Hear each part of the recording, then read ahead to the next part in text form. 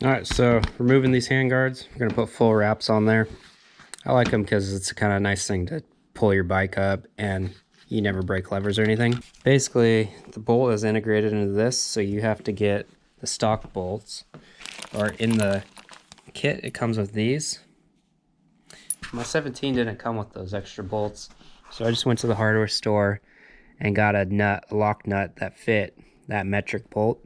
As you can see, it's kind of long. I should have cut that off, but I never did. And it just looks a little weird right here, but it works fine. So if you don't have those, just go to the hardware store. I think that they would be smart enough to make the top an 8 and the bottom a 10, so that you could use your 2 different T-handles instead of getting 2 wrenches.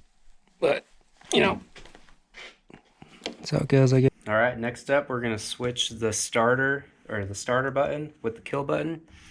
It's a lot easier to give it throttle when the starter is over here versus here you're kind of like this, but here you got a full throttle, finger over here. It's easy to pull the clutch in and do this. Like I always start in gear, pull the clutch in, do this, give it a little bit of gas.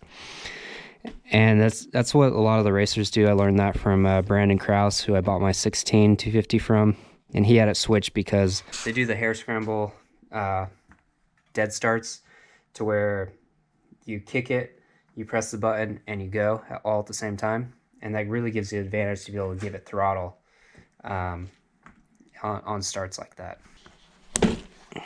So they have it go under, around. Oh, another zip tie. That's too short. Yeah. So now I've got my starter on the left, my kill on the right. I really don't use the kill all that much. I mainly use the starter. And that's going to be a lot nicer right there. Just got a zip tied in right there. Another new thing is, this is not new, having this bolt on, which is really nice, but the screw is no longer an Allen, it's a Torx. It's a really tiny T15 Torx. So you just unthread that and pull it off. You need to punch out the bottoms of these for the handguards.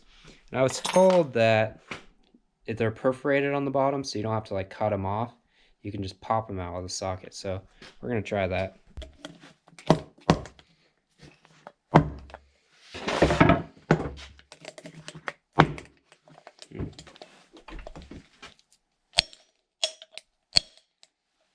I don't know what they're talking about. Doesn't seem to work. This way?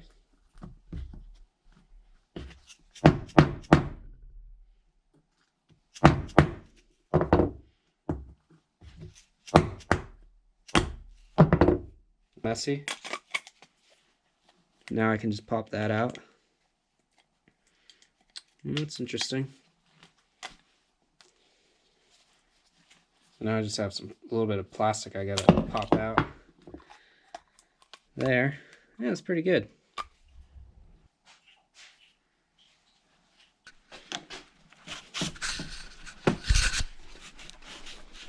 So another thing I'm gonna steal off of my old bike is these handguards. These Acerbis ones with the giant bar are super strong. They're like crazy durable. I've tried a lot of guards, and these are the most durable I found. I'm just gonna replace the plastic on them, and they should be good. Got my little pick for the dirt. These guards is the bottom half. They always break. You can see it's broken on that one. It's broken on that one. It's just not flexible enough on the bottom. But I like how stiff it is on the top for like bushwhacking and that sort of thing. So I need to figure out some kind of bracket to support that and not let that break. All right, we got another vital piece of the puzzle, and that's the Trailbound bar pad cover. I've been making these for a while. I do a camo one, and I do a black one, as you can see here, black, the Ride Diamonds patch on the front. But this one, I tested out a leather one a long time ago, and I really liked it. I rode it on the snow bikes in Bend with Cascade Snow Bike. I rode it on my bike. It just looked really sweet. So I made another one. So if you guys are interested in getting one of these, let me know. They take a lot of, they take more, they take a lot more time than the fabric ones because it's thicker material. You gotta use a special sewing machine that's a lot slower, and you gotta burnish the edges and all that. But it's cool, I like seeing stuff that wears over time, and it looks better than this over time. I like stuff that as you wear it, it looks better. I'm gonna do kind of a leather theme on this bike. Get some, thinking doing some more leather stuff for it. You can see my saw rack, or the handsaw sheath that I made for that bike. Turned out great. It's kind of the only thing that would hold up to the abuse, but it looks really sweet too. So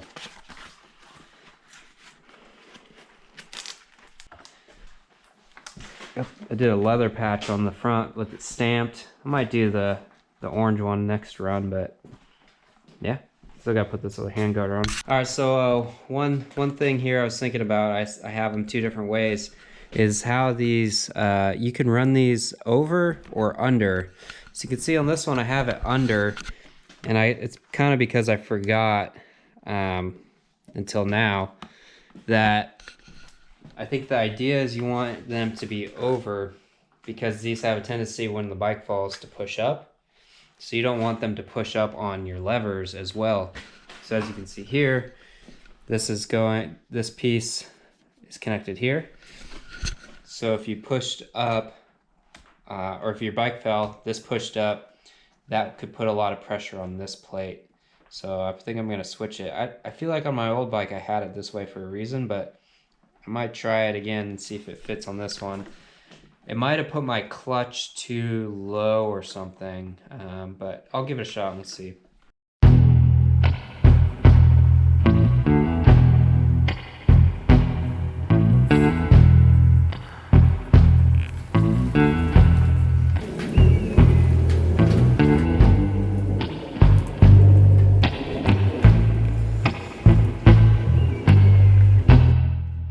So that wraps up the handguard install.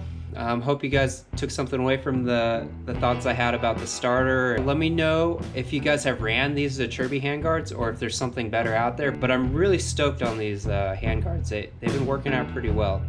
But I would also like to know if you have some kind of idea of how to not let that bottom part break off like you saw on my old guards. That'd be a nice thing to fix. Check us out on Instagram at Trailbound Co. You can see our products at shop.trailbound.co, and we'll see you out on the trail.